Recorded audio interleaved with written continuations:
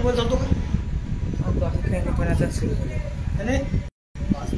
इतक्या लांब कशाला बरोबर आहे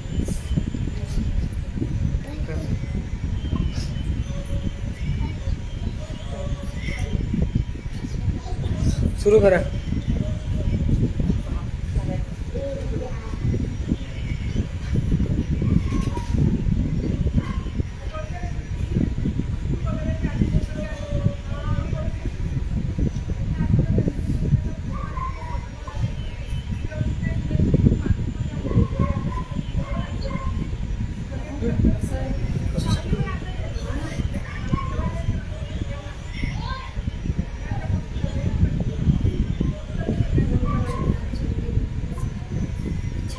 घंटे बोल रहा पटकन घंटे बाद करे बात है वोट पर जाओ घंटे वाजता लोक येईल मला होतोय आम्ही आहे इथे आता सगळे करतो आम्ही.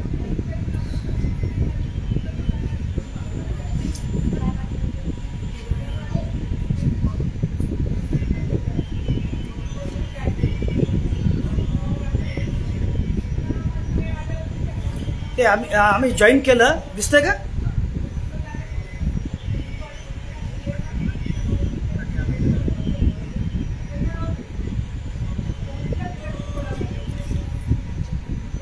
बसवर खाली बैस खाली बस चल खाली बैस जाऊ का कोणी बसू खाली बैस पण आम्हाला बसू खाली बैस.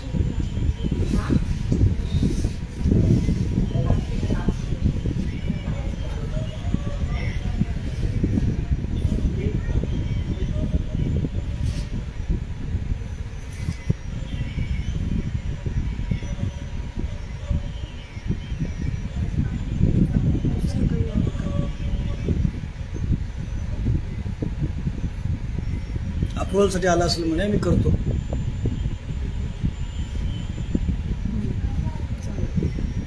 कुठे आलं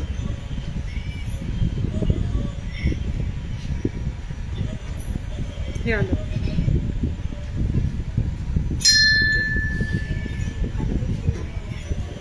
वाजत नाही आलं घंटी वाजत वाजते.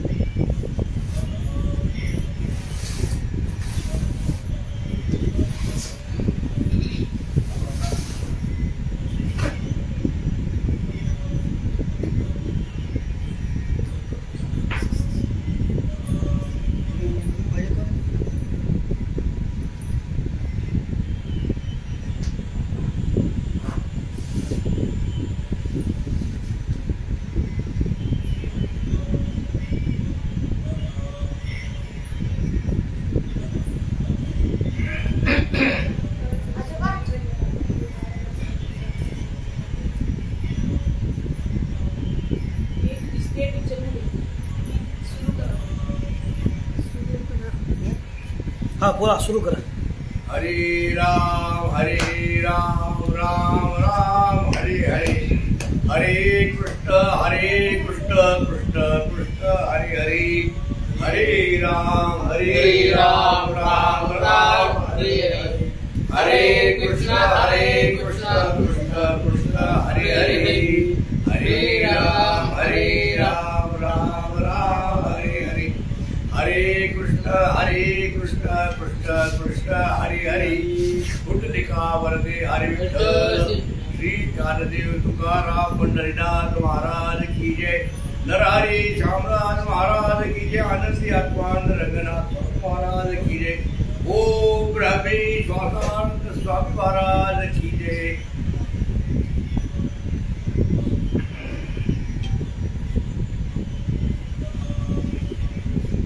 ओम ह्रौं ऐं ह्रीं ओम उग्रं वीरं महाविष्णुं ज्वलन्तं सर्वतोमुखं नृसिंहं भीषणं भद्रं मृत्युनमाभ्यम्.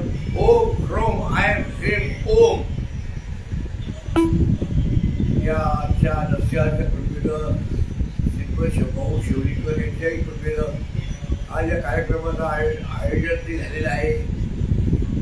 खरं सांगायचं म्हणजे मला असं वाटतं की हा दर्शन आणि चिन्मय भाऊच्या डोक्यात घातलेला नरसिंह आहे. त्यांनी नरसिंहाचे उपासक आहे, भक्त नाही. भक्ताची फार उच्च दर्जा आहे. भक्त दर्जाला मी जाऊ शकत नाही, फार उच्च दर्जाची अवस्था आहे ती. पण उपासकपणा फार चालतो. असे जे उपासक आहे फक्त निष्ठावान उपासक, अशा लोकांना नरसिंहालाच प्रेरणा दिली नाही की अरे यांचं काहीतरी घ्या, हिला तसं जाऊ देऊ नका. चिन्मय भाऊच्या शेवटीकडच्या डोक्यात विचार आली एक सेटअप. त्यामुळे हे त्याचं कौतुकास्पदच भाग आहे. त्यामुळे त्यांनी मला विषय पण दिला नरसिंह सहस्त्रनाम. नरसिंह सहस्त्रनाम आता वास्तविक हा अत्यंत अवघड विषय आहे. पण आता त्यांच्या डोक्यात नरसिंहाने घातला आणि त्यांनी नरसिंहाच्या प्रेरणेतून दिला. त्यामुळे मी नरसिंहाची आज्ञा समजतो. ठीक आहे, नरसिंहाची अशी आज्ञा नरसिंहाची आज्ञा पाळणे आपलं कर्तव्य आहे. सेवके करावे सांगितलेले काम ते होतू पण कामा नाही. आणि मग आता विषय काय घ्यायचा. आम्ही वारकरी लोक आहे, आमच्यामध्ये कोणत्याही प्रवचनाचा विषय घ्यायचा म्हणजे तो ज्ञानेश्वरी, भागवत, गीता, रामायण अशा ते गोया असतात. आता इतर तसं काही अनुकूलता नसल्यामुळे मी तो नरसिंहाचा मुख्य मंत्र आहे हा घेतलेला आहे. याच्यावर चिंतन करून आपल्याला पुढे बोलायचं असतं. याच्यावर पुढे मंत्रशास्त्रावर जास्त बोलत नाही, कारण हा अत्यंत अवघड विषय आहे. तुम्हाला श्रोत्यांना अवघड नाही, पण मला सांगायला अवघड आहे. तर हा जो मंत्र, हा जो उग्रम विरम आहे, याच्या आधी सपूट आहे. ओम ह्रॉम आय ह्रीम या सपूट म्हणतात. म्हणजे कोणत्याही मंत्राला सपूट लावल्याशिवाय त्या मंत्र अनुष्ठान केलं तर शक्ती तिची वाढत नाही. शक्ती 100 पट वाढते. म्हणून हे त्याला सपूट लावलेलं प्रत्येक ठिकाणी सपूट आहे. आणि हा जो उग्रम विरम मंत्र हा याला मंत्रराज म्हणतात, महामंत्र म्हणतात, बीज मंत्र म्हणतात, बीजराज मंत्र म्हणतात आणि त्याला अनेक नाव आहेत. आणि त्याचं कारणही तसंच आहे. आता या उग्रम विरमवर चर्चा करता येणार नाही, कारण हा अत्यंत अवघड विषय. म्हणून एक ओघात सांगतो फक्त मी. उग्रम हा एक शब्द, वीरम हा एक शब्द, महाविष्णू हा एक शब्द, ज्वलंत हा एक शब्द, सर्वतोमुख हा एक शब्द, असे सगळे शब्द पुन्हा हे शब्दाचे समास जोडले जातात. उग्रम विरम, विरम महाविष्णू, विष्णू ज्वलंतन, ज्वलंतन सर्वतोमुख, सर्वतोमुखम दृश्यम, दृश्यम भीषणम, भीषणम भद्रम, असं सगळं भाग पाडून याच्यावर चिंतन केलं आहे. चिंतन करणारे लोक आहेत, ते खूपच चिंतनही केलेले आहे. माझ्याही वाचण्यात चिंतन आहे ते, परंतु ते लक्षात ठेवून सांगणं आणि समोर ऐकणं अवघड आहे. त्यामुळे मी याच्यावर जास्त बोलत नाही. हा महत्वाचा मंत्र, जे नरसिंहाचे उपासक भक्त आहेत त्यांनी हा मंत्र म्हटलाच पाहिजे. तर पर्याय नाही. जर वाटते जर कुंकू लावलंच पाहिजे, तसं येणं मंत्र हा मंत्र म्हटलं पाहिजे नरसिंह उपासकाला. आणि मग बाकीचे मंत्र आहेत, काही साधना मंत्र आहेत बाकीचे. ओम ह्रौम आय ह्रीम लक्ष्मीभ्यां नमः, ओम ह्रौम आय ह्रीम नमो नमः हा जो मंत्र आहे हा सर्व सिद्धी साधनाचा मंत्र आहे.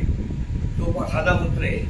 ओम वीर कृष्ण वीर दृश्या ज्वालामल्ली दीक्षित लक्ष्मण सर्व पृथ्वीराय ध वच हा जो मंत्र आहे हा मंत्र साधना सिद्धी मंत्र आहे.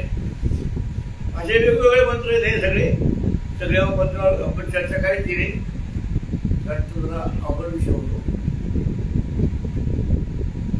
आणि ह्या व्यतिरिक्त जे मंत्र आहेत, श्लोक आहेत, सत्यज्ञान सुखस्वरूपबलम किंवा मग कर्पूर गौरम, माणिक्याय प्रज पटलम, असे जे आहेत हे सगळे ध्यान मंत्र आहेत. उपासना मंत्र आणि ध्यान मंत्र हे मंत्र कोणी केव्हाही कुठे कशी पद्धतीने असतात, याला दोष नाही. पण ते बाकीचे जे मंत्र आहेत इथं उच्चार शुद्धता, मंत्राचा नियम पावित्र्य हे पाळा. कुठेही कशी म्हणून चालत नाही. उच्चार शुद्ध पावावरती. आणि या व्यतिरिक्त पुष्कळ मंत्र आहेत. 1 अक्षरी मंत्र आहे, 2 अक्षरी मंत्र आहे, 3 अक्षरी मंत्र आहे, 4 अक्षरी मंत्र आहे. 1 अक्षरी मंत्र ओम आहे, 2 अक्षरी हरी आहे, 3 अक्षरी विठ्ठल आहे, 4 अक्षरी रामकृष्ण, 5 अक्षर ओम नमः शिवाय, 6 अक्षरे रामकृष्ण हरी, असे असे असे 9, 10, 9, 10, 11 ओम ब्रह्म अभिषेक करू आमच्या गुरुचा तो 11 अक्षरी मंत्र. बाकी 12 अक्षरी ओम नमो भगवते नारायणाय, ओम नमो भगवते वासुदेवाय 12 द्वादशाक्षरी मंत्र आहे. ओम श्री राम जय जय राम हा 13 अक्षरी मंत्र आहे. 14, 15, 16, 17, 18 अक्षरी आहे. दिगंबरा दिगंबरा श्रीपाद वल्लभ दिगंबरा 18 अक्षरी आहे. पुढे पुढे वाढतच गेले 24 पर्यंत आहे. 24 गायत्री मंत्र तत्सवितुर्वरेण्यं भर्गो देवस्य या 24 अक्षरे. 24 अक्षरापेक्षा जास्तीचे मंत्र आहेत त्याला मात्र मंत्रशास्त्रात मान्यता नाही. 24 अक्षरापर्यंत तेव्हा मंत्र मान्यता नाही. 24च्या पुढचे जे मंत्र आहेत त्याला माला मंत्र म्हणतात. 24 जास्त अक्षर आहे. मग ते 24 असतील, 200 असतील, 500 असतील. विष्णू सहस्रनाम आहे माला मंत्र, नरसिंह सहस्रनाम माला मंत्र, गणपती आठवशीर्ष, राम रक्षा आठवण सगळे माला मंत्र आहेत. आणि माला मंत्र हे परिसर आणि वातावरण शुद्धी करतात. हे फार महत्वाचे. आणि ज्या भागाने मंत्र म्हटलं जातात त्या भागाचा परिसर शुद्ध होतो आणि जो म्हणतो त्याचं आंतरबाह्य वातावरण शुद्ध होते. बाह्य वातावरण, आंतर वातावरण दोन्ही प्रकारचं. हे शुद्ध घटन का हे माला मंत्र करत असतात. आता माला मंत्र अनेक आहेत आणि सगळे सिद्ध आहे, सगळे शक्तिशाली आहे. परंतु आपल्याकरता सध्या महत्वाचे मंत्र तो आणि खरंच सर्व 2 मंत्र महत्वाचे, विष्णू सहस्रनाम आणि नरसिंह सहस्रनाम. हे 2 12 मंत्रचे हे 2 अतिशय महत्वाचे मंत्र मानलेले. विष्णू सहस्रनामला बाकीच्या उपयोग फरक पडतात. हे मंत्र महत्वाचे. हे विष्णू सहस्रनाम आहे. विष्णू सहस्रनामाला आपण पुढे चिंतन करणार त्याच्यावर की प्रस्तावना आहे. विष्णू सहस्रनाम झाल्यानंतर फलश्रुती पण आहे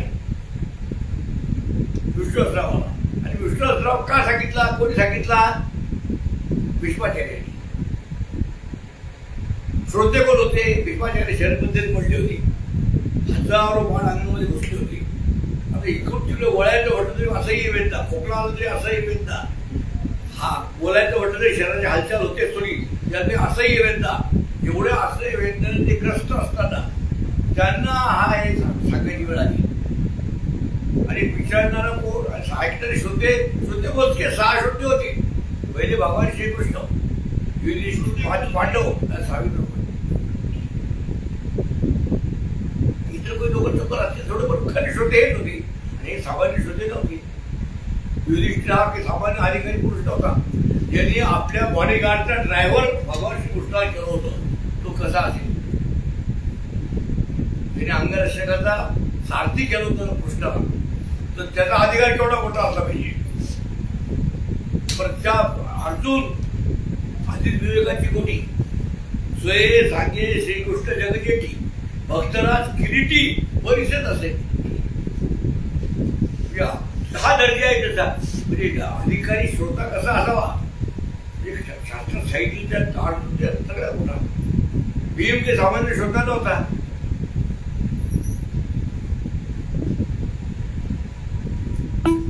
नकुली सामान्य होता. आणि सहदेव जो होता, सहदेव फार विशेष होता. द्रौपदी अधिकारी होती, कृष्णाला पावाचा होता. सहदेव जो होता तिचं नाव सहदेव. स म्हणजे सोबत देव राहतो बिघडता तो सहदेव. या सहदेवाच्या गळ्यामध्ये स्फटिकाची माळ होती. आणि जेव्हा ते 6 जण ऐकणारे भगवान भीष्माचार्य महाराज सांगणारे तर एक श्लोक एक सांगायचे. एक महिन्यावर वर्षभर 100 दिवस ते सांगितलेले. ते जास्त दिवस नाही. श्रावणातल्या पहिल्या तिथीला त्या दिवशी शनिवार होता. त्या दिवशी विष्णू सहस्रनाम सांगितलं सुरुवात केली. म्हणून ती जन्मतिथी येते. श्रावणातला पहिला प्रतिपदा बना का पहिला शनिवार, त्या दिवशी शनिवार होता. म्हणून शनिवार घ्या त्या प्रतिपदा. आम्ही इथे जे पारायण करतो विष्णू सहस्रनामाची ते श्रावणातल्या पहिल्या शनिवार बरोबर ती जन्मतिथी विष्णू सहस्रनामाची विष्णू सहस्रनामाला सुरुवात केली. सांगा विष्णू सहस्रनाम. पण सांगितलं का? कर्मणूक सांगितलं हे विचारलं नाही. त्याला काही वेळ जात ना बोल आजारी पडले, आजारात पडले मग काही जात नाही वेळ सांगत राहा असं नाही. विचारणार कोण? धर्मराज तो समाज धर्मराज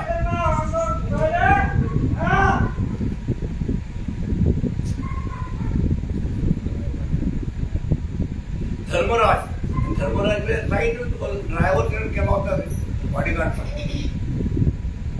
आणि धर्मराजाने दोनच प्रश्न विचारले फक्त जास्त विचारलं नाही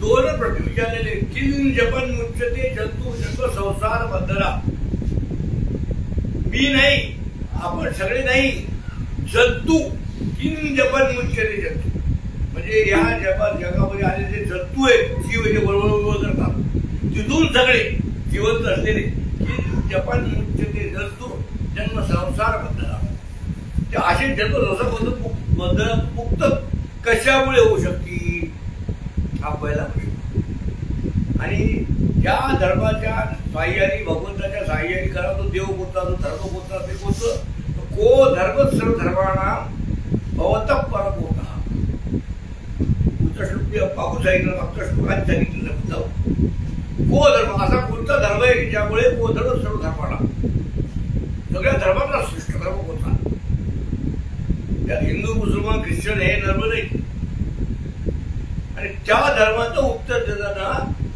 भगवान भीष्माचार्य महाराजांनी पुढे जे सांगितलेलं आहे जास्त लाभू शकते म्हणून मी सांगत नाही की त्या प्रस्तावनेमध्ये सांगितलं की हा मी माझ्या मनाने सांगत नाही हे मला कोणी सांगितलेलं आहे ते जो आदिपुरुष आहे त्या आदिपुरुषांनी ब्रह्मदेवाला सांगितलं ब्रह्मदेवाने कोणा सांगत ते आता इतकं माझ्या मनात आहे आज मी तुम्हाला सांगतोय असं इथे नाही बरं विश्वाचार्य लिखाणाला सांगितले प्रस्तावना विश्व जगत प्रमुख देवानंद पोषण पाहिजे याच्यामध्ये आहे आणि त्यानंतर विष्णू सांगत सुरुवात दोन प्रश्न आहेत त्या दोन प्रश्नाचे उत्तर म्हणजे विष्णू आहे पण विष्णू झालं शेवटी केशवस्य महात्मना ही फलश्रुती सांगितली हा विश्वास म्हटल्याचा ऐकल्याचा त्याचं फल काय हे सांगितलं त्यामुळे सर्व सर्व ठिकाणी विश्वास म्हटलं जातं विश्वास म्हणायलाच पाहिजे आणि तोच महत्वाचा आहे आणि नरसिंह विष्णू काय फरक आहे विष्णू जर अवतार नरसिंह होता भगवंत हाच अवतार आहे पण हा विष्णू म्हणजे आणि नरसिंह सहस्त्रनाम आणि नरसिंह आपला प्रतिपाद्य विषय नरसिंह सहस्त्रनाम असल्यामुळे नरसिंह सहस्त्रनाम निर्माण कसं झालं कोणी केलं ते मार्कंडेय ऋषी निर्माण केलं भृगु नावाची एक ऋषी होती त्याची खेती नावाची एक पत्नी होती एक पण त्याची पत्नी एकच होती या भृगु ऋषीनं आपल्या तपोवनाने आणि साधनेला बोलून त्यांना मुलगा झाला त्याचा नाव भृकुंड ते भृगु जे होते भृगु म्हणजे कोण होते ज्या वेळेला ब्रह्मा विष्णू आणि महेश हे तीन देवता आहेत याच्यातलं श्रेष्ठ कोण आता त्याच्या शिष्यमंडळीत भक्तमंडळीत वाचून झाला चौकडे वाद असतात आज आमचे गुरु मोठे तुमचे गुरु मोठे यांनी शिष्य आमचा देव मोठा तुमचा देव मोठा म्हणजे आमचा गणपती मोठा म्हणजे आमचं जे दर्शन मोठा म्हणजे आमचं विठ्ठल मोठा आता हे वाद करणे लोक वादाला मिटवायचं कसं सगळे गेले बृहस्पतीकडे गुरुकडे बृहस्पतीकडे महाराजांचा हा वाद कसा मिटवायचा वाद ही मिटवता या हा वाद मिटवता अधिकारी खूप शाही कोण भृगु नावाचे ऋषी ते सध्या समुद्राच्या काठावर सध्या जे द्वारका आहे की नाही त्याला विभास तीर्थ म्हणतात त्या तीर्थ ते बसलेले आहेत त्यांना घेऊन त्यांना आणलं खेळले नाही की बाबा वेळ नाही आहे वाट भेटे तिथं आले ते पण येण्या पाहिजे त्या 3 दिवस मोठा मोठा देव तर बाकीचे देव नाही खरे तीनच ब्रह्मा विष्णू हे तीनच देव आहे बाकीचे देव आहेत हे देव फक्त आपल्याला क्रियाशक्ती असलेले देव आहे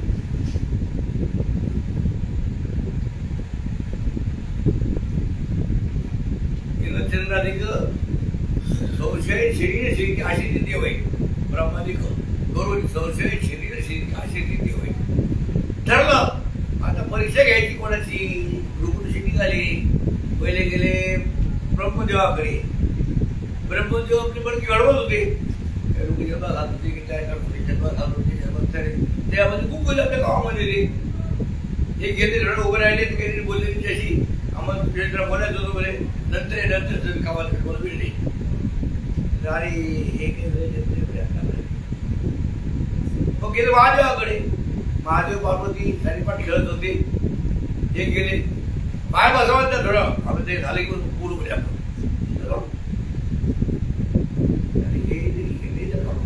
गेले विष्णूकडे. भगवान विष्णू शैन मंदिरात लक्ष्मीच्या सोबत झोपली होती.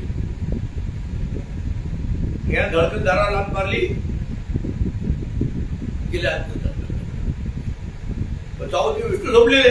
विष्णू भगवान लक्ष्मी बाजू झोपलेली. यानं दारा धडकेवायला उठवलेली. अरे मी इतकं धडकत दार वाजवून तरी उठत कसं रे हा देव. गेली छातीवर लाथ मारली. छातीवर लाथ मारली. भगवान विष्णू उठले. त्यांना महाराज पाया माळी गळ्यात माळा आहेत खरे. आणि या माळीमुळे तुझ्या पायाला जखम झाली काय पाव द्या म्हणजे पायाला बोलतील. अरे म्हणजे सर्वश्रेष्ठ देव आहे. आणि ती लाभ त्या देवाने आपल्या छातीवर धरली. श्रीवत्सलांजन हृदय विलासन दीन दया घडली. हे तिने आपली पदवी दिली. छातीवर लाभ धारण करून घेतली त्यांनी. आवाज उठला. लक्ष्मीला काय सहन झालं बरं आहे मायाला. तिच्या सोपाच्या खोलीत जाऊन नवऱ्याच्या ठाकरावर लाथ मारलं. किती कशी आली पाहिजे. दारुड्या नवरा असला तरी बाईला राग येतो. त्या नवऱ्याचं काही बोललं तरी का मारलं तर आता इथं कोण येतो नवरा भगवान विष्णू. ही लक्ष्मी कोणी. लक्ष्मी झाला राग बसला. हिनं हातात पाणी घेतलं. शाप देऊन टाकला. इथून पुढे ब्राह्मण लोक अन्नाच्या देशावर उपाशी पडतील. गेला काय पता नाही. सगळे स्थापित झालं. संध्या केली. आणि आता संध्या केली टाटा खूप येतो. मला टाटा आलंच नाही. बराच तो विचार केला गेले. टाट काही घे ना. ध्यान केलं. संध्याकाळी लक्ष्मी शाप दिला. त्याला घेतला हातात पाणी. लक्ष्मी नष्ट करून टाकतो रे आपण. शापाची शारदाची शक्ती होती. लक्ष्मी नष्ट करतो बरे. सगळे देव आले. लक्ष्मी आली. लक्ष्मी पाय पूजा महाराज असं करू. लक्ष्मी जग हिला ना का माझा हात बाहेर घेतलं म्हणे. हे काही तर काय करू. पण लक्ष्मीला तू सांगत काय करू. ठीक आहे सांगितले की जो आणि तिनं पैसा कमवेल आणि त्याचा सन्मान आणि सदुपयोग करणार नाही तो कोणी असो त्याची तिसऱ्या पिढ्याला संपत्ती नसते. तिसऱ्या पिढ्याचे काही राहणार नाही.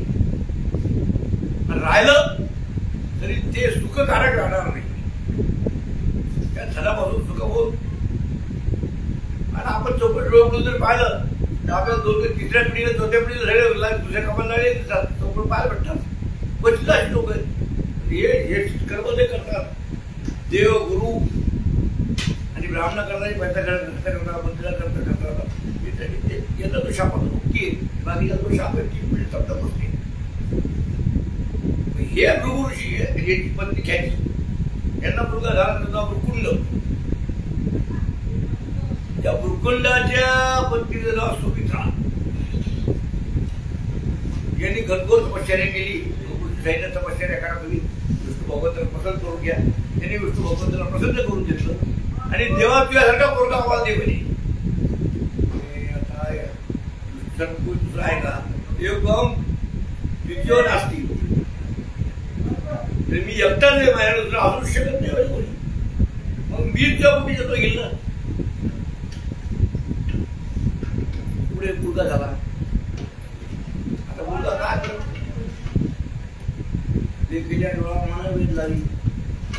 दिव्य कपाल वर्णन नुसतं तुझे निळी गुढीचंद्र प्रकाशी. भगवंत वर्णन तुझे निळी गुढीचंद्र प्रकाशी. आता आनंद घेतलं ते खूप मुलगा झाला. तर बुद्धीलाही तीव्र दिली, बुद्धीला प्रश्नच नाही. 8व्या वर्षी बोलणी केली आणि हा मुलगा लगेच हात लावले की ग्रंथपाठ, हात लावले पोथीपाठ, हात पाठ. 8 वर्षाचा आणि सगळे ग्रंथ, पोथ्या, वेद, 4 वेद, 6 शास्त्र, 18 पुराण, 64 कला, सगळ्या विद्या, सगळ्या याला पूर्णपणे प्राप्त झाल्या. सर्व विद्वान लोकांमध्ये मान्यता मिळू लागली. पण ज्योतिषाने पत्रकार वाचताना सांगितलं होतं की आगामी तू जात वाचले तू आगावा हॉस्पिटल वर्षे झाल्याच्या पुरते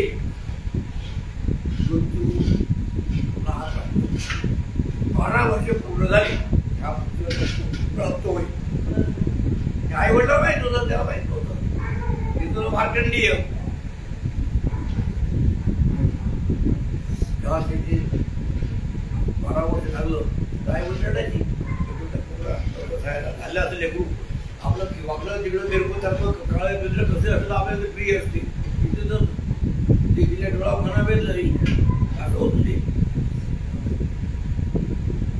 सूर्याचं बंदी दाराची पाहायची, त्याला लक्षात आई वडील दारात काय बरं, कारण काय नाही, सगळी गोष्टी चाललेलं आहे.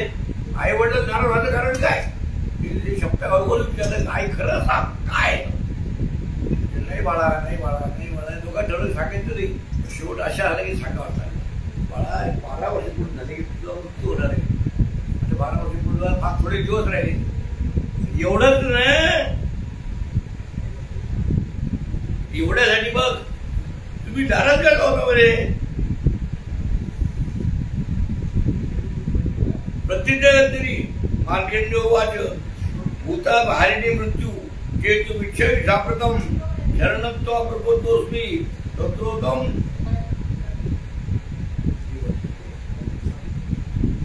मी असं काही करतो हा शाप आणि मग येणे त्या विष्णूच्या कृपया झाला त्या विष्णूची उपासना गणगोर उपासना. अरे थोडा फरक असा आहे की ही कथा मार्कंडेयाची कथा भागवतात नाही, अनेक पुराणांमध्ये आहे. तर कुठे त्यांनी महादेवाची उपासना केली असेल आणि कुठे विष्णूची उपासना केली असेल, नरसिंहाची 2 ठिकाणी वेगवेगळ्या गोष्टी.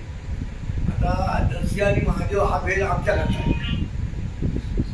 शास्त्राप्रमाणे उत्तर विचार केला तर धरी येली सोगे येणे अवघे पांडुरंगी.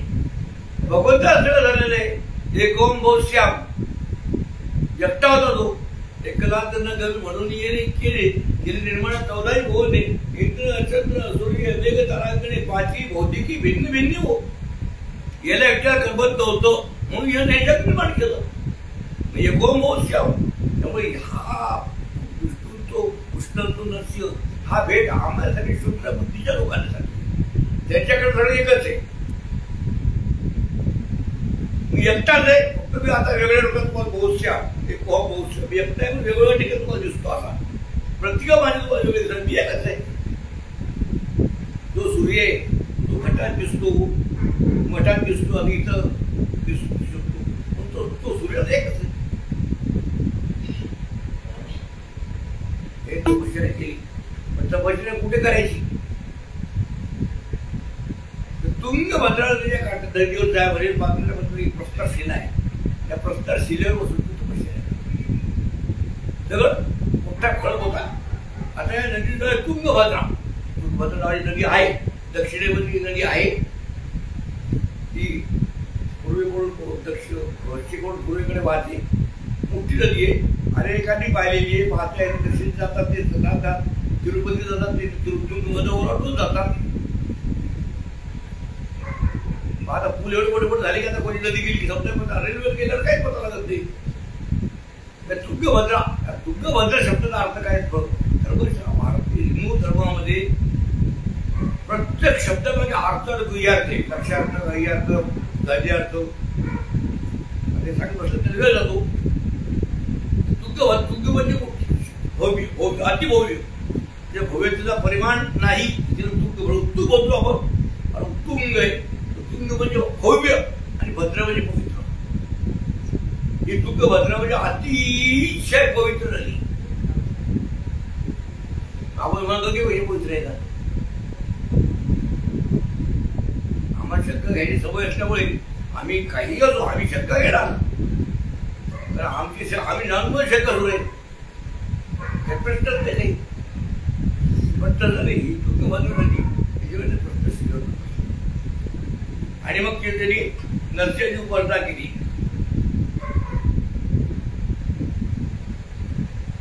विष्णू सांगितलं नरसिंह महादेव यद यदी पूजित असे सदा वत्स येतासी मृत्युत्तम सरतम नात्र संशय. सगळ्या श्लोकाच्या अर्थ बसत नाही मी आणि मलाही जोड येत नाही त्याकडून. पण ते सुरू केलं. आता हे तपश्चर्या म्हटल्यावर तिला बसले की मग काय सकाळी दिवस ते रात्र ते ऊन नाही पोहोचते अखंड खंडेला जीवनाला रामकृष्ण नारायण कारण आवाज पडलं खूप होती. ऊन तापायचं आता 40 सेल्सिअस 45 सेल्सिअस 48 सेल्सिअस 50 सेल्सिअस उष्णता वाढत. संकेत बसून दगडा होत्या पाऊस त्या दोन्ही पण संरक्षण कसं करायचं. पण भगवान विष्णूच्या मोठ्याने माझे हात फैलवून उभे राहिले आणि त्या विष्णूचं रूपांतर झाडामध्ये झालं. त्याचं नाव आहे छत्रवट. त्या झाडाला नाव पडलं छत्रवट म्हणजे वडाच्या झाडाची छत्री. अशी त्याने डोक्यावर धरली. त्यानंतर ते प्रसन्न झाला आणि नरसिंहाने प्रसन्न होऊन त्याला वर दिला की इकेन जितो मृत्यू कार्य भाग्यतेन धीमता प्रसन्ने पुंडरीकाक्षे नरसिंहे जो भक्ती करतो नरसिंह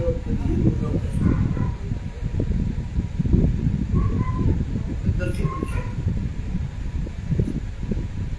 कोणत्या देव परीक्षा घेतो. शाळेत मास्टरला आपल्याला पास करायला परीक्षा घेतात ते देव आहे परीक्षा घेतो.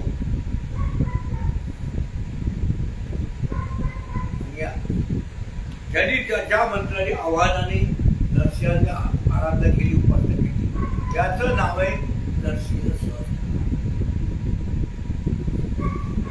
आणि जाऊन वेगळं बोलतो मी अनेक आवाज होऊ शकतो की या जागेवर जी जो छत्रवट आहे ती जागा आहे रायचूर पासून 40-50 किलोमीटर अंतरावर. दक्षिणेमध्ये रायचूर पासून 40-50 किलोमीटर अंतरावर आहे. जो जंगलामध्ये आहे तिचं नाव आहे कोवूर किंवा कर्पूर वन नाव होतं संस्कृतामध्ये. घटाने घडली एक ऋषी होती कर्पूर ऋषी नावाची ऋषी होती आणि यांनी घोर तपश्चर्या केली. कारण काय घेतो रंग अति अति अति काळा होता आणि यांना काळ्या लोक चिरवायचे काळ्याला सगळ्यांचे सहन होत नाही. 8वा ऋषी होती. 8वा ऋषी लोक असायचे पण 8वा वर्षात त्याला कातळी परीक्षा करणारे लोक ते कातळीच पाहणार जलद काढू होते त्या लोक असायचे. नाही हरकत तपासणारे हरकत तपासणारे दुसरं काय करणार आहे. नंतर राग आला यांना राग आला त्यांनी 10 वर्ष घोर तपश्चर्या केली. महादेव प्रसन्न झाले. नंतर इथं कापसारखं बरं झाला. हे महादेवाजवळ बसायचे देवी सिद्धी असावं असं महादेवाचं नाही केली. सर्व सिद्धी 8वा सिद्धी 16 उपसिद्धी 24 क्षुद्र सिद्धी सगळ्या सिद्ध्या प्राप्त झाल्या. कशाची कमी नाही. महादेव दोन्ही मिळायचे. महादेव पार्वती अरे एकतर बसल्या माणसाच्या मान वाईट विचार झाला. महादेव कर्पूरी कर्पूर गौरव गौरव बरे पान महादेव. पार्वती तितकीच गोरी कारण ही शैलजी आहे हिमालयाची पुत्री आहे तिचं नाव गौरी आहे. ही गोरी त्याला एवढी गोरी पान बायको याला पण हा वैरागी आहे महादेव स्मशाने स्वावास स्वर हरकिला पिशाच्या सहचरा चिता बसलेप दुर्गटी परिकरा हे तर वर्णन केले असं पुष्पदत्त स्मशानात राहायचं पिशाची जी सोबती आहे अंग विलेपन सौंदर्यवर्धन काय करायचं आम्ही कोणी बॉटल लावते कोणी कपडे घालते कोणी हे भरपूर होतात कपडे घालायचे एखादे कुठे होतात आणि घरात भांडे काय नृकरोटी परिकरा नृ भांडे डोक्याची कवट्या जे आहेत त्या कवट्याची पेले वाट्या भांडे ते करत होते या असं जर आहे तर पार्वतीला काय संसारात सुख भेटतो बाईला रबा वाटते सजा वाटते सुगारा वाटते काही खा वाटते कपडे खाणं वाटतात याला काय ही बायको घरी म्हणजे मला माहिती तर मला सगळ्या सिद्धी येतात आणि मी हिला आता हा विचार मानणार माझ्या तोंडून दोघांचे उमा महेश्वराच्या लक्षणात घ्या हा विचार ते शाप जर तिकडे दार दिले आहे तर थांबा अहो ऋषी महाराज असं काय बोलतो विचार करायला तुम्ही बरं ठीक आहे तुम्हाला भारत दे कोई बायको काय करता कडून पार्वती पूर्ण वैराग्यशील आहे तिला कशाचाच मोह नाही पण बायको जर पाहिजे तर गोळी पार्वती झाली पाहिजे ठीक आहे पण तिचा लक्ष्मी झाली पाहिजे नाक डोळे चालणं बोलणं शरीर शोधतो हावभाव नेत्र विक्रम बोलायच्या पद्धती हे जे आहेत नगवी श्यामा शिकरक्षणा अपबिंबा धरिष्ठी मध्य श्यामा शकितरिणी प्रेक्षणा निम्न नाभी पूर्ण कालीचं बोलणी दाखवती लोक कालिचं वर्णन नाही करत मी ते स्त्रीचं सौंदर्यवतीचं वर्णन संस्कृत काव्याने केलंय की ती कशी आहे या सगळ्या लक्षणांनी युक्त असणारी फक्त लक्ष्मी त्यामुळे पार्वतीसारखी गोरी लक्ष्मीसारखी सर्वांग सुंदर तिचं बोलणं आकर्षक तिचं पहाडं आकर्षक तिचं साऱ्या गोष्टी आकर्षक ती सदैव पाणी आणले ते पाणी सुद्धा आपल्याला वस्त्र कुठे उगत नाही पाणी सुद्धा इतकं गोडा होता सांगते की पाण्याला वाटते मी स्वतः जाऊ का काय त्या जाऊ असं पाण्याला ओढ लागते इतकं इतका बोलण्यामध्ये गोडवा आहे सर्व दृष्टीने गोडवा आहे अशी पाहिजे आणि सरस्वतीसारखी बुद्धिवान सरस्वती एवढी बुद्धिवान कोणीच नाही शंकराचार्याचा म्हणून विषयाचा वाद झाला त्या वादासाठी अध्याय म्हणून अध्यक्ष कोणाला नेमायचं म्हणणं विषय काय की सरस्वती आता कथा मग सांगत गेलं तर खूप वेळ जातो त्यामध्ये कथा सांगत नाही आणि श्रोते सगळी विचक्षण समीक्षक श्रोते असल्यामुळे वेगळं काही जास्त चिकित्सा करायची गरज नाही मी ती माहिती मिळवू शकता ते मिळते गेलं काय बरोबर आहे नसेल उपासना मग जिथं यांनी मार्कंडेयाचं बसल्या केली होती त्या छत्रपटाजवळ त्यांना आलं गोड ऋषीला कर्पूर ऋषीला खूप तपश्चर्या केली 10,000 वर्ष तपश्चर्या गदगोड तपश्चर्या केली आणि त्यांना नरसिंह भगवान झाले प्रसन्न आणि नरसिंह प्रसन्न झाल्याबरोबर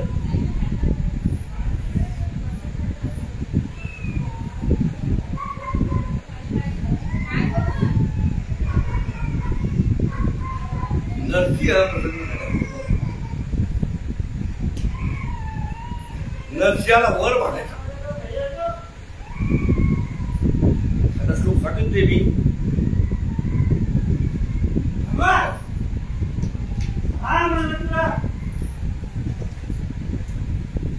सांगायला म्हटलं सांगता येईल पण त्यामध्ये 80 वर झाल्यामुळे विस्फोरण फार आला मला म्हणून मी सांगत नाही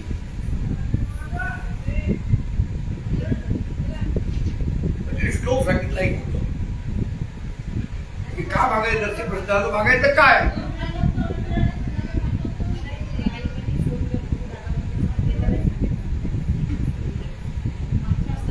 तो तर जपत पूर्वे नरसिंह सतुके गीता वाद्याने करून न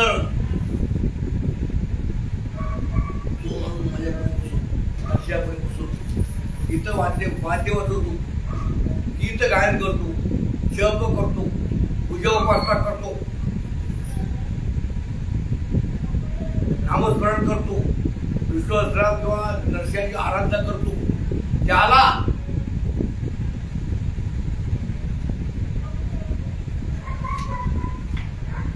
पारुजागी सुंदर पुरी,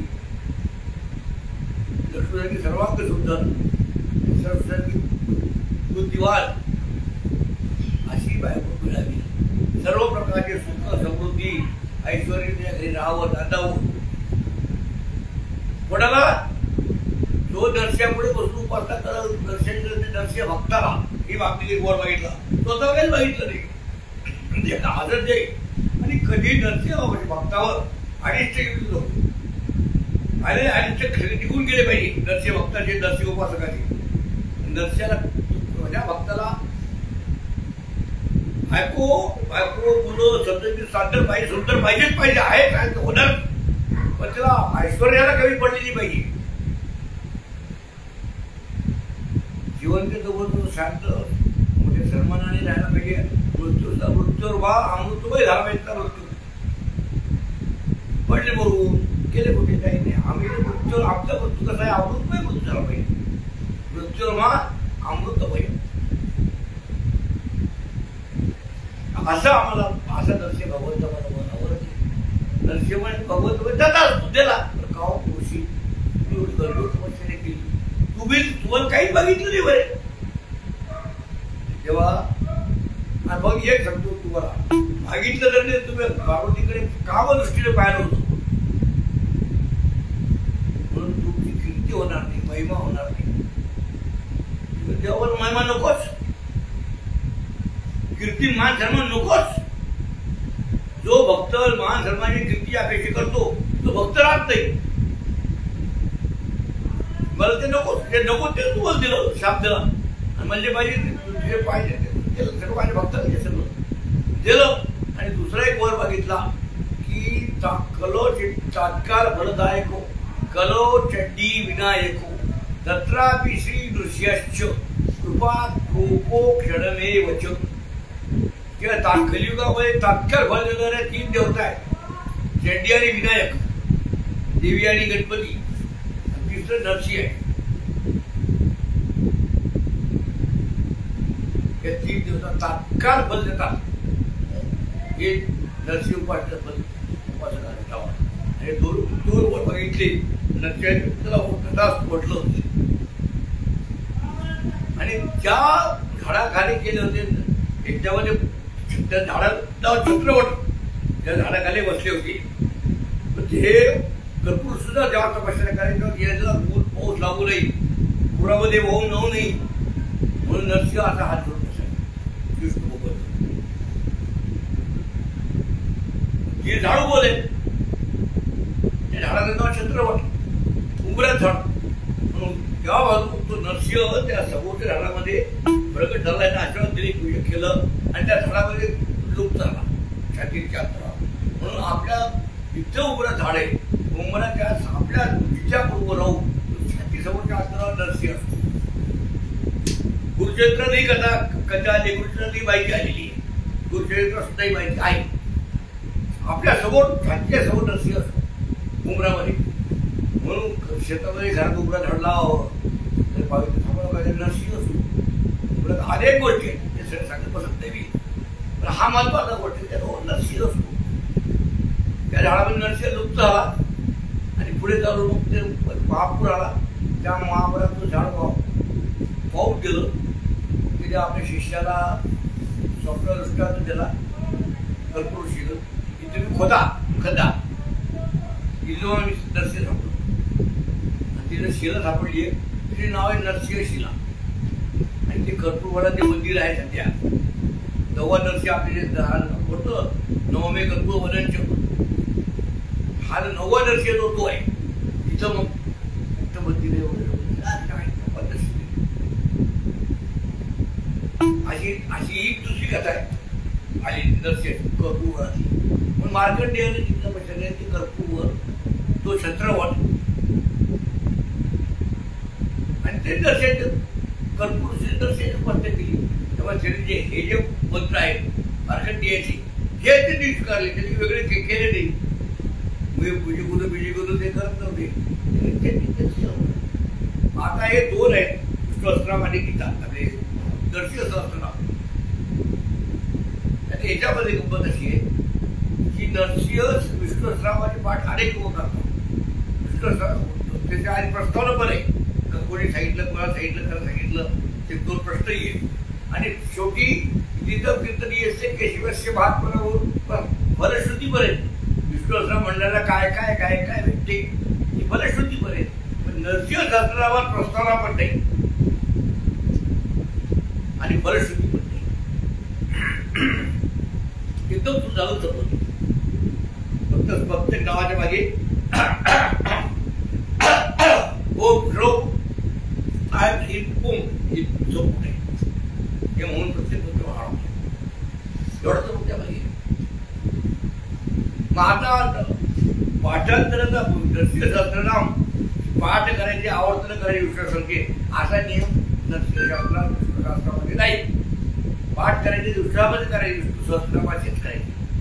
पण नरसिंह सहस्रनामाला काय बोलतोय मग? आता आपल्या इथे आमच्या नरसिंह मंदिरामध्ये नवरात्रामध्ये आम्ही 10 दिवस दररोज 1000 असे 11,000 पाठ करतो नरसिंह सहस्रनामाची. आणि ते करताना काय करतो? नरसिंहाच्या पायावर अक्षता वाहतो.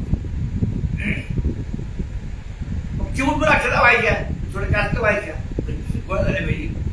2 पद्धती, एक अक्षरार्पण आणि तुलसी अर्पण. तुलसी व्हायच्या एवढ्या तुलसी मिळत नाही, मिळण्याची खात्री नाही. रोजच्या 1000 तुलसी भेटले पाहिजे.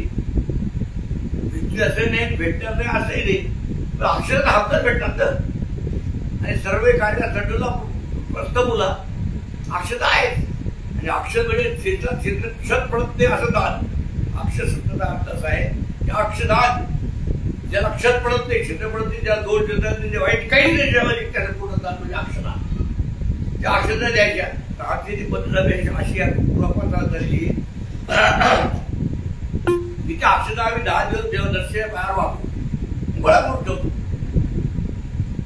नरसिंह जयंती सोयी पारद असते, पाण्याने जेवण घाट होती, स्वयंपाकीचे विधान होतात.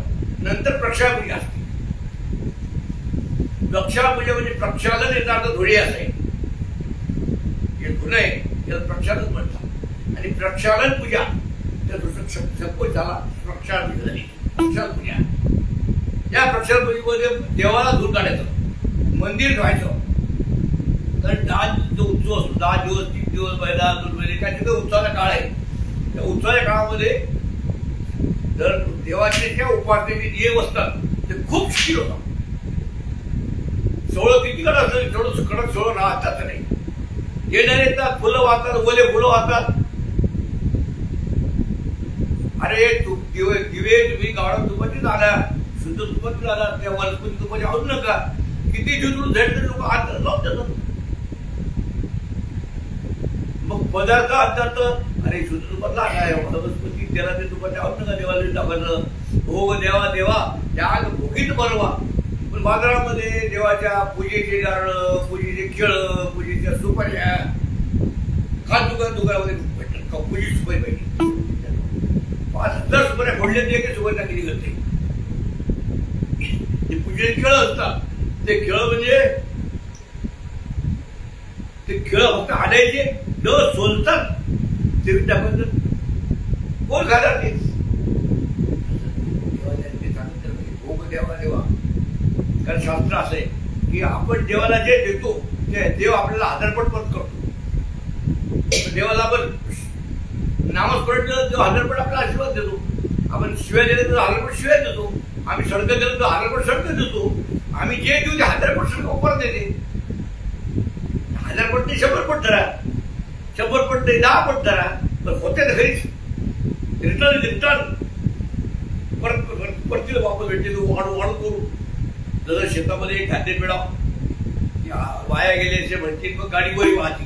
एक दाणं पेरायचा एवढं कधी शेती. जर देवाला तुम्ही एक द्या इतकं परत येते, वाईट द्या वाईट परत येते, चांगलं द्या चांगलं परत येते. म्हणून भोग देवा देवा त्याग भोगी तुम्हाला म्हटलं. हा एक प्रक्षापूजे दिवशी आहे. चौकडी पद्धत आहे आमच्या इथे नाहीच आहे, पण चौकडीच आहे की प्रक्षापूजेला ह्या तांदूळाची आम्ही खीर करतो. आणि हे तांदूळ थोडे चिमूटभर, थोडे वेळी चिमूटभर तिजोरीत ठेवायची, धान्य कोठारात ठेवायची. औषधी जिथे आपण ठेवतो त्या औषधीमध्ये ठेवायची. औषधीमध्ये नाही बरं, औषधी जवळ ती कुरतुडी ठेवायची खोलीच्या जागी, म्हणजे औषधीमध्ये शक्ती वाढते. तिजोरी ठेवलं तिजोरी शक्ती वाढते, कोठारात ठेवलं तर कोठारातली शक्ती वाढते, धान्य वाढते.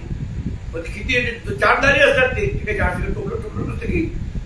आणि बाकीचे आहे तरी आता आजची ती पद्धत ही अशी ठेवली आपली प्रॉपर आहे, आम्ही नाही केली ती. इथे खीर करायची आणि सगळं कसं वाटायचं प्रसाद. जो आत्महत्येचा प्रसाद आहे नरसिंहाचा तो सगळ्यात भेटतो. पण नरसिंह सहस्त्रनामाचं वैशिष्ट्य हे की नामस्मरण जे आहे विष्णू सहस्त्रनामाचं आहे आणि वरप्रसाद जो भेटतो तो नरसिंह सहस्त्रनामाचा भेटतो. हे विशेष विष्णू सहस्त्रनामाचं काहीच नाही भेटत, फक्त ते नामाचं फल आहे तेच भेटते. पण नरसिंह सहस्त्रनामाची अक्षरा भेटतात, त्या अक्षरा भेटतात, ते तुळशी भेटतात. काही काही ठिकाणी राजकीय ते भाजी आहे, तुळशीची भाजी करतात, त्या भाजीमध्ये तुळशी टाकतात. एवढं मिळू शकत नाही. अक्षता कुठे किंवा एक वेळा भेटतात. म्हणून आपण एक करायचं आणि असं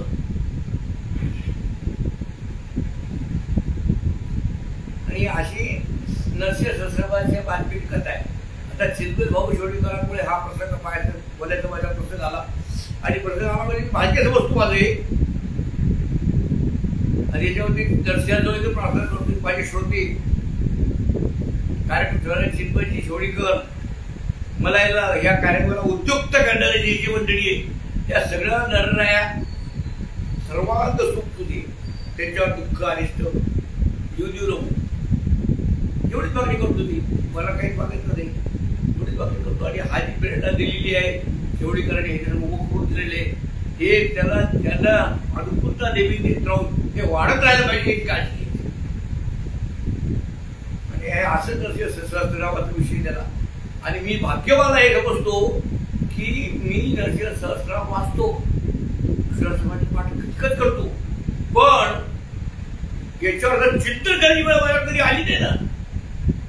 चिन्मय भाऊनं हे उपकार आहे माझ्यावर चिन्मय भाऊची की त्यांनी मला हे करायला लावलं आणि मला हे या उपयुक्त केलं या विषयाकडे. आता हे करत मी पूर्णपणे नरसिंह सहस्त्रनाममय झालो होतो आजपर्यंत. माझ्या डोळ्यात तेच होतं चित्तूचे पाय डोळ्यावर धाल अखंडमुखी नाव तुम्ही शेवटला एकत्र होतो, दुसरं येतच नव्हतो. पण हे सगळं दिलेलं आहे. पण हा नरसिंहाला एक शेवटची प्रार्थना करतो मी. शेवटी म्हणजे माझ्या शेवटची नाही, एक प्रवचन आहे शेवटची, मग माझ्या शेवटची नाही. चिन्मय भाऊ शेवटीकर आणि नरसिंह उपासना मंडळ माझी या कार्यक्रमाची श्रोती जे कोणी असतील त्या सगळ्या नरसिंहांनी अनिष्ट निवारण करावं, त्याला संकट विभूती त्याच्यावर दुःख वैदिकांनी नव्हती आणि त्यांना सगळ्या प्रकारचे सुख लौकिक पारलौकिक मरणपूर्व आणि मरणोत्तर या सगळ्या सुखाची प्राप्ती नरसिंहांना द्यावं. त्याला कृपेचा सुखाचा वर्षाव करावा माझी नरसिंहाला थोडं विनम्रपणे प्रार्थना आहे. आणि मला खात्री नरसिंहाची प्रार्थना ऐकत आणि तो ऐकणार हे नक्कीच माहिती मला. आणि तू कृपा निधान देव. नरसिंहाचा जन्म कशा झाला ना वावता भेटला हा विषय सगळं वेगळं आहे. त्या विषयामध्ये हे सगळं भेटलेलं आहे. म्हणून त्या विषयावर केलं तो विषय जो आहे आपला ओम श्रोम आहे हे महाविष्णू जडस्वर सर्वमुखम नृत्य पेशनम भद्र. आता या विषयावर पत्रावर सांगितलं आणि धावता अर्थ होईल, टाळता अर्थ सांगितलं, धावता पण नाही टाळता अर्थ सांगितला. तो पाठाचा विषय प्रवचनाचा विषय वेगळा विषय. पण सगळं झालं. धन्यवाद द्यावं नरसिंह त्यांना आभार मानायचे. त्याची ती आहे हो ना, हो ना. एकदा नरसिंह नावाच पण करू नाही सुरू आहे, सुरू आहे. चिन्मयजी आवाज येतोय का? चिन्मयजी आवाज येतोय का? बोला म्हटलं.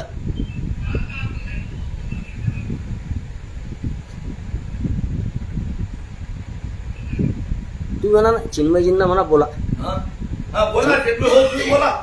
फक्त एकदा माझ्या आणि दर्शनाचा एकदा नामस्मरण करू 2 मिनिटं गजर आणि नंतर मग तुम्ही 2 शब्द बोला. नरहरी शामराज महाराज की जय. ओम रवी महाराज की जय. नरहरी भगवान की जय. बोला तुम्ही आता बोला. झालं माझं.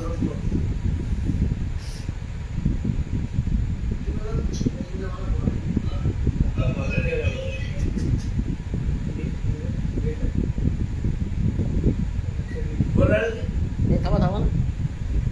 कट नाही झालं.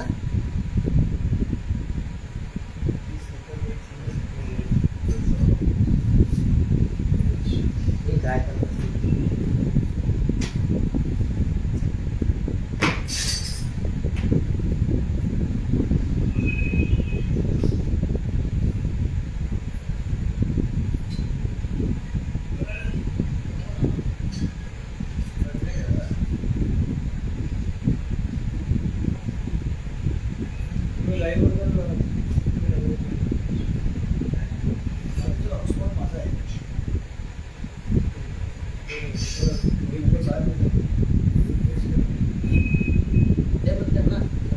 आहेत का पण ऍड? चिन्मयची आवाज येतोय का?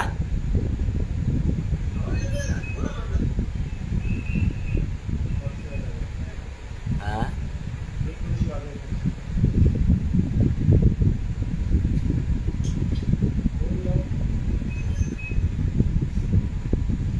Slow connection.